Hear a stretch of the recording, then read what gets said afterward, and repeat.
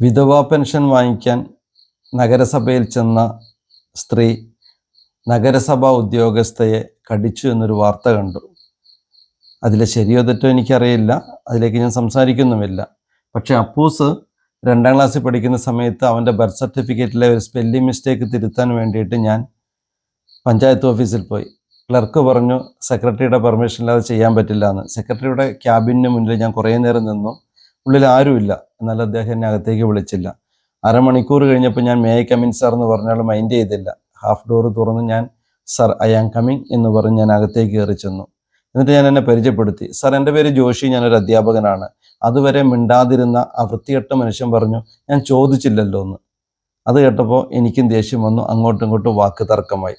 അന്ന് അവിടെ നിന്ന് ഇറങ്ങുമ്പോൾ ഞാൻ ആ മനുഷ്യനോട് പറഞ്ഞു, എന്നെങ്കിലും ഒരിക്കൽ റിട്ടയർമെൻറ്റിന് ശേഷം പൊതുനിരത്തിൽ വെച്ച് നിന്നെ ഞാൻ കാണും. അന്ന് ഉപദ്രവിക്കാനൊന്നും നിൽക്കില്ല, എങ്ങനെയാണ് ഒരു മനുഷ്യനോട് പെരുമാറേണ്ടതെന്ന് നിന്നെ ഞാൻ പഠിപ്പിക്കുമെന്ന് പറഞ്ഞു. ഇപ്പോഴും ആൾക്കൂട്ടത്തിൽ ഞാൻ ആ വൃത്തികെട്ടവനെ തിരയുകയാണ്. എങ്ങനെയാ മറ്റുള്ളവരോട് പെരുമാറേണ്ടതെന്ന് ഒന്ന് മനസ്സിലാക്കി കൊടുക്കാൻ വേണ്ടിയിട്ട്. ചില വൃത്തികെട്ടവരുണ്ട്, അവരെ നിലയ്ക്ക് നിർത്തിയേ പറ്റൂ. അതിന് പൊതുജനം ഉണരണം.